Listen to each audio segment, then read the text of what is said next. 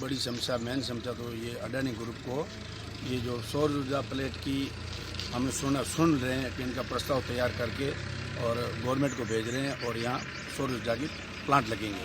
हम इनके खिलाफ आज ग्रामीण, सारे गांव के ग्रामीण मौजूद लोग आज इकट्ठे हुए और हमने आज कमिश्नर महोदय को तहसीलदार साहब की मार्फत से हमने ज्ञापन भेजा है और इसमें हमारा विरोध है, पूर्ण विरोध है। और ये पहली बात है, मेरी सबसे पहली बात है कि इंदिरा गांधी नहर के अंदर जितनी भी बरानी और सिंचित जमीन आती है उसमें से किसी और अन्य को तो सौर प्लांट और अडानी ग्रुप को दे ही नहीं सकते। ये एक सरकार का कानून है, दे भी नहीं सकते। और इससे भी हमारी जो पुश्तैनी ज़मीनें, गैर खातेदार भी ज़मीनें यहाँ हैं, खातेदार भी ज़मीनें यहाँ हैं। हमारे कम से कम 60, 70 सालों से पहले की ये ज़मीनें यहाँ टाँके हैं। हमारे पशु मवेशी यहाँ हैं और गांव 10 पंचायतों की ये इतनी गोचर भूमि है यहाँ, सिर्फ मोहनगढ़ के आसपास यही है। यहाँ ग्राम पंचायत मोहनगढ़, ग्राम पंचायत फूलासर, ग्राम पंचायत सदरऊ, ग्राम पंचायत मंडऊ, ग्राम पंचायत बांकलसर, ये कम से कम बड़ा, ये 10 पंचायतों की ये गोचर भूमि इतनी ही है।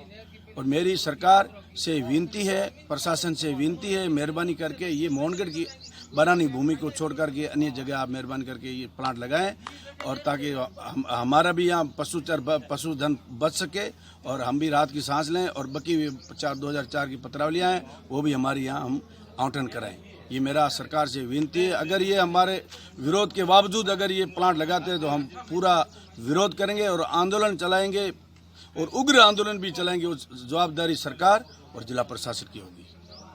हमने इस बारानी इंदिरा गांधी नहर परियोजना के क्षेत्र में बारानी ज़मीन में जो ये अडानी ग्रुप के लिए जो सौर ऊर्जा प्लांट के लिए जो ज़मीन प्रस्तावित कर रही है, ये ज़मीन हमारे पुश्तैनी पुराने यहाँ गौचरे और भेड़ बकरियाँ यहाँ ही चरने, इसके पुश्तैनी टाँके बने हुए जो बरसात से भर के पानी यहाँ पशुधन वगैरह सब है। और ये ज़मीन भी यदि नहर के पहले भी सर्वे हो रखी है, यहाँ कमांड ज़मीन है, नहर के अंतर्गत है, उसमें कमांड ज़मीन यदि महेंद्र वगैरह निकलता है तो ये ज़मीन कमांड हो सकती है। लेकिन उस जगह गांव कोऑपरेटिव ना दे के 2004 की जो फाइलें भर रखी है वो गांव की नहरी ज़मीन यदि कमांड नहीं है तो उनको यहाँ ज़मीन यदि अलॉट की जाए तो यहाँ ज़मीन भविष्य में नहर वगैरह महेंद्र निकल से ये ज़मीन कमांड हो सकती है। और इस नहरी क्षेत्र में फाइलें ये 2004 की गांव की जो मूल पंचायत है उसको भी हो जाती है, पुश्तैनी पड़ोसी गांव के भी ये ज़मीन इतनी है जो ये ज़िले की भी 2004 की फाइलें यहाँ पूरी अलॉट हो सकती है। और आने वाले टाइम में ये नहर से ये एरिया कमांड हो सकता है।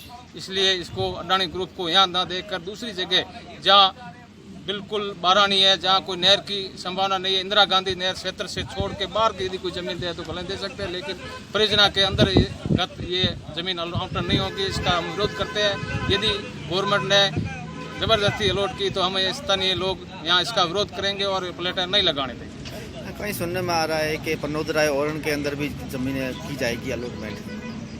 हाँ, ये पनोदराय मंदिर जो पुराना मंदिर है उसके पड़ोस से ये ज़मीनें भी पुश्तैनी थोड़ी बहुत ढल रही है। बाकी ये चरागाह क्षेत्र है पूरा और पुश्तैनी मतलब यहाँ पीढ़ी दर पीढ़ी पशुधन यहीं चराते हैं। और पुश्तैनी पुराने टाँके बने हुए जो बरसात के पानी से नहर आने से पहले के भी टाँके, वहाँ पानी 6-6 महीने मतलब बरसात होने से अगली बरसात तक वो टाँके, बड़े बड़े टाँके इस एरिया में बना रखे हैं जो पशुधन के लिए पानी पीने के लिए साधन है। और ये चरागाह और गवर्नमेंट सेवण घास उगाने के लिए करोड़ों रुपए खर्च करके भी उगा रही है। तो यहाँ प्राकृतिक दृष्टि से भी ये सेवण घास उग रखी है। और पशुधन यदि अकाल भी पड़ जाए तो 2-2 साल के लिए यहाँ सेवण घास है या कचरा है पशुओं के लिए उपयुक्त स्थान है।